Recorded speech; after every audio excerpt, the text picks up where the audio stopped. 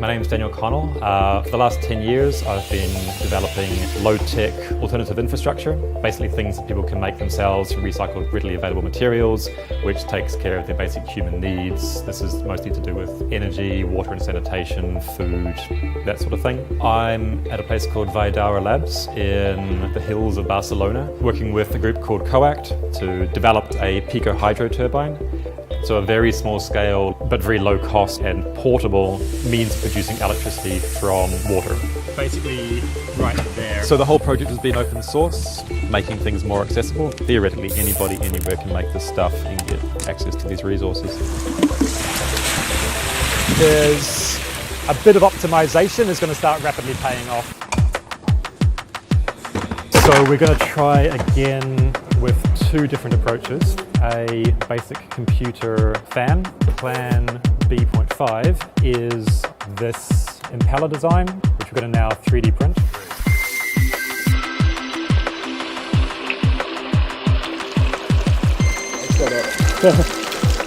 Okay, go.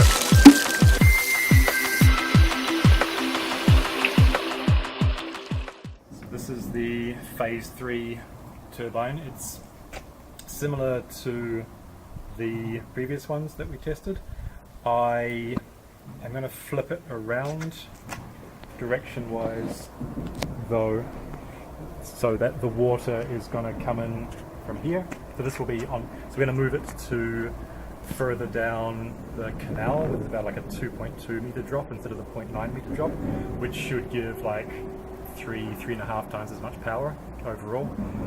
So the water's going to come up here, go through here across the top of the weir and then vertically down. This is going to be horizontal, and then the water's going to come up this way and turn the fan in that direction, and then pipe's going to plug in here up on the floor. Other than that, it's basically the same. So we're going with the unreinforced PCU fan because it did the best revs. The 3D printed impeller did a good job. In terms, it did more torque with less revs. I want more revs with less torque.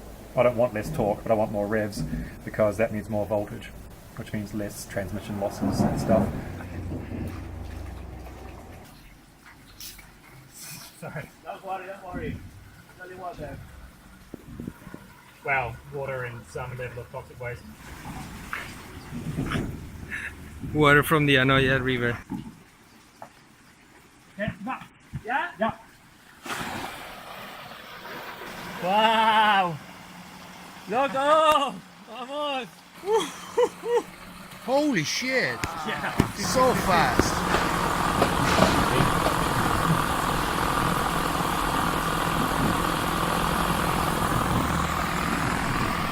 Super!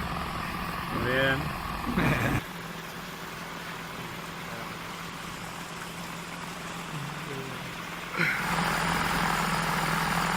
There we go. That's the number.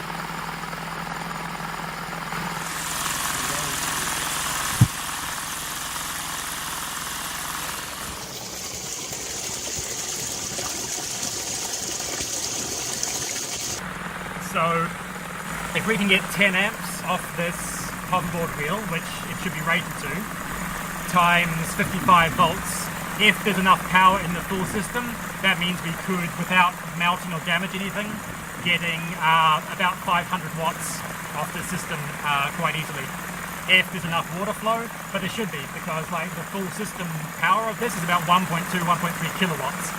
So even if we're only going at like 40% efficiency overall, which is hopefully more, that's still like 500 watts right there. So that times 24 hours a day is 12 kilowatt hours, which is enough to run about 2/3 of a western suburban home. Everything here cost about €40.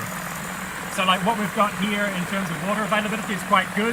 We've got this like long vertical drop, we've got like a really solid water supply here. Most situations aren't going to have something quite this good. This is a good situation, but it's also a lot of power. So in other sort of like in places where you've got like little streams that come down a couple of meters on an angle, this will do a lot less power, but it'll still do useful amounts of power. Especially if you're camping, make a little portable version. Especially if you're living in the developing world, the global south, then this, I mean, what's coming out of this right now will power like, I don't know, like half a dozen homes in like a developing country easily, and cost less there than it did here because generally materials are more cheap. But this is all very, very standard stuff. The hoverboard wheel, not so much. Everything else you can get anywhere in the world. This can get swapped out for a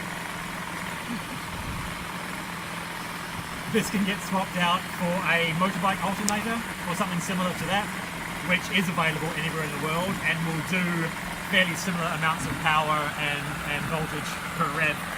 So next we'll wire it up. That'll be on these guys here at Califo to have to design a system for themselves, which is kind of like do what they want it to do, wire it in, and then we'll start getting some numbers, some data, and that can be broadcast. Once this has been going for a while, and as long as it doesn't break, I mean, we still need to like burn this in, obviously, over like days and weeks and months. But if it does all hold together, if it does seem like it's a fairly optimized design, then I'll be doing a full 3D animated construction tutorial how to build the thing itself, and then everyone can make one if they want one. So basically this is a very good result. This is a very good result. I'm pretty happy with this. Alright, let's see how easy this is. Yeah, pretty easy.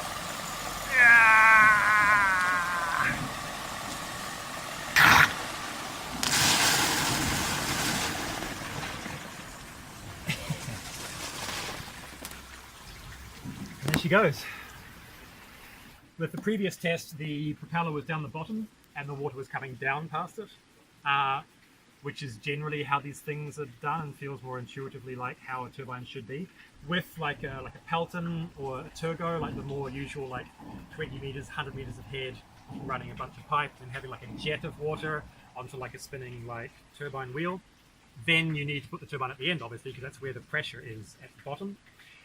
But that's not how this turbine works. This turbine works by getting as much water moving as quickly as possible. Not like the pressure difference between the start and the end isn't where the power is coming from. The power is coming from the momentum. So it's more like a wind turbine in principle than a water turbine like a Turgo or a Pelton.